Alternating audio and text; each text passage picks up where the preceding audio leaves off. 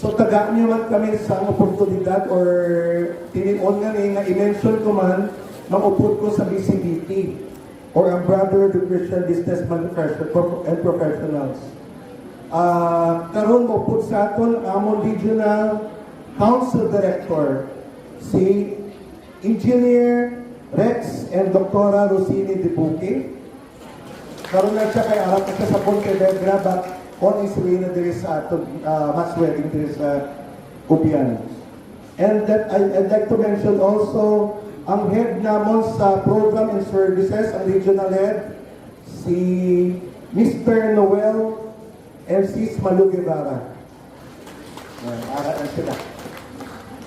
And ang aton tinalangga nga chapter head sa La Paz, si Brad Pat and Sis Joy Pudadera.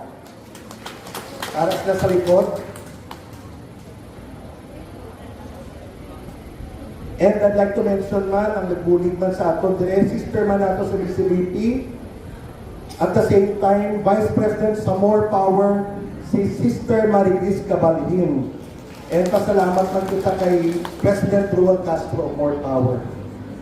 And aton mga BCBT head, upod nila our mission head, si Brad Elfred, and his Jane Tabar, and ang aton PSD head or programs head ka BCBT si Director Sanggole, Director Lito de la Banda, and all the BCBT members.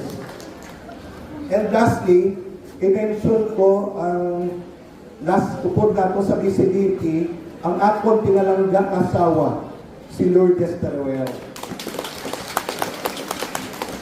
So magagawa na kami ni Sis Lourdes, gapamangkot sila sa akon.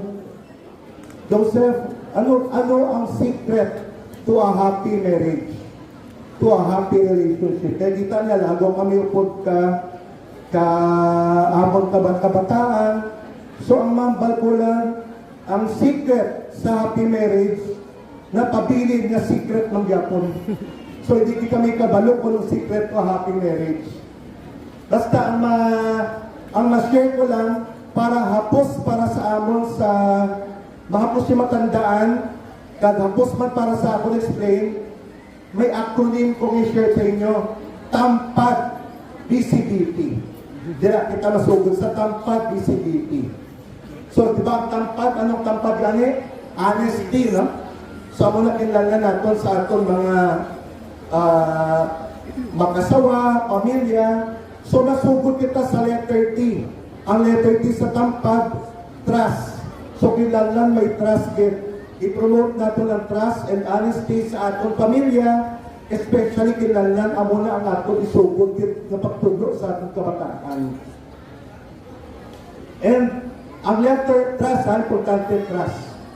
Ang letter A naman sa TAMPAD, assist and supportive. So kinlalan kada isa sa aton ma-assist gid ang bana, ma-assist sa asawa, ang asawa ma-assist sa bana. Kay ang bagani nila hindi nato pwede pagbasulon ang mga sa mga bana, hindi nato pwede basulon ang atong mga asawa sa mga desisyon kag sa mga pinili nila para nga mga desisyon kag mga pinili nila nga rason sa ilang kabuhi, sa inyong kabuhi. Una nga pinili niya nga hindi ka pwede pasulon, kamo pinili niya nga bana. O so, sala bala pagpilit sa inyong masawa? So, hindi give.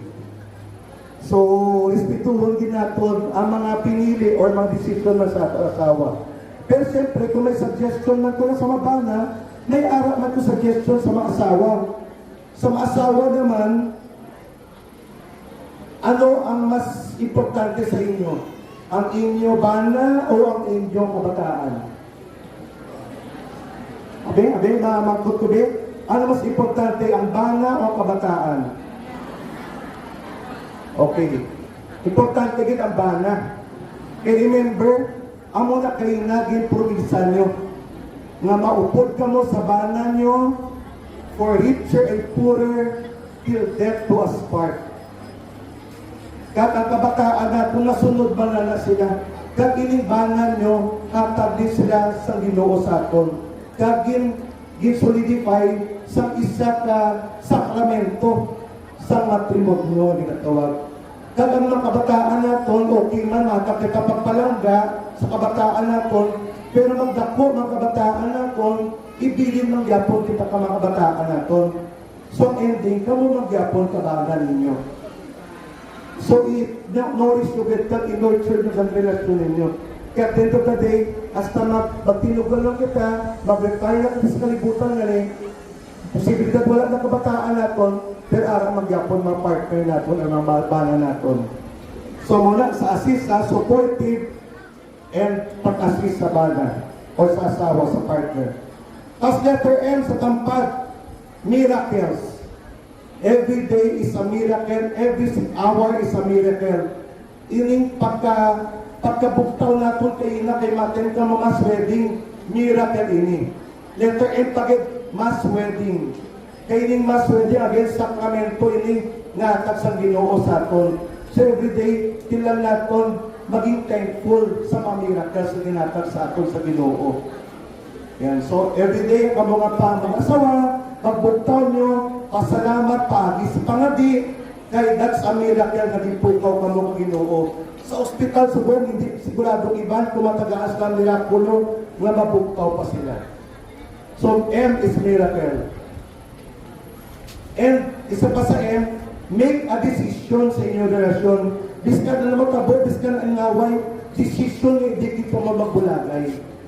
Kaya again, hambal to kapari kayo na hinahatag di ka Ginoo, let no man, not even your children, cause asunder. Kung baga pati kabataan, hindi pwede mag-interest sa pagbulag sa sakramento hinahatag sa inyo na marriage. Letter P, patience. So, kailangan mapasensyoso kita sa isa, ang malagali, respetuho na desisyon kay inyong asawa, mga bana, kag mga asawa, magsuportahan nyo inyong bana. Katinlanan servisyon naton atong bana kay kung wala na atong makabataan, ang mabili na lang sa inyo mabuhay, bana ninyo, kag-asawa ninyo. So, patience. Letter A, sa tampad. At your service sa Ginoo, sa komunidad. Again, no man is an island. Hindi pwedeng kamukamo lang, kinlanlan, maugyon man kita sa atong komunidad, mabulig man kita, bulig natin sa mga kapitan, para mag-uswag atong komunidad. So, mga BCBP, mahatag sa inyo sa gamay nga livelihood, buligan man natin livelihood na, para man sa uswag ninyo sa pamilya, and likewise sa inyo barangay, dala na ang munisipyo sa nangiway. Tapos, letter D.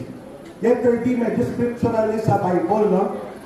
This is taken from Psalms chapter 37, verse 4. Delight yourself in the Lord, and He will give you all the desires of your hearts. Kumbaga, unahon mo ng Ginoo, patigan kami, unahon na nabon negosyo ka Ginoo, ang negosyo mo, bahala na lang ang Ginoo niya. So mo naman, unahon ninyo, i-dedicate ang pangabuhi nyo, ang inyong livelihood sa Ginoo, Ginoo na naman take care sa tanan, pati sa inyong negosyo, pati sa inyong kabataan. And lastly, BCBP. So mauna kita sa B. Ang B, buhayin si Kristo sa sentro ng inyong relasyon. So buhayin niyo si Kristo sa center sa inyong relationship. And letter C, ang mga si Kristo, kilala sentro sa inyong relationship. Letter B naman, diba, sa BCBP, kilalan buong-buo.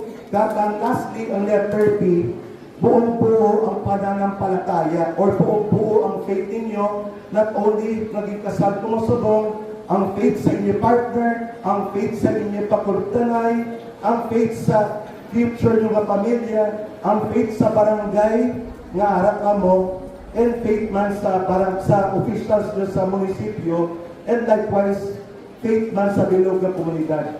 Or kung may harap man kamo livelihood in trahan, faith man nila. And before I end my talk, I'd like to make a special mention man, no? Isa man sa bisita sa BCBP, taga-BCBP man, taga-Niway Kid, si Dr. Geoffrey Adelantar. Dr. Dr. Corky. Dr. Corky, taga-liway gina siya.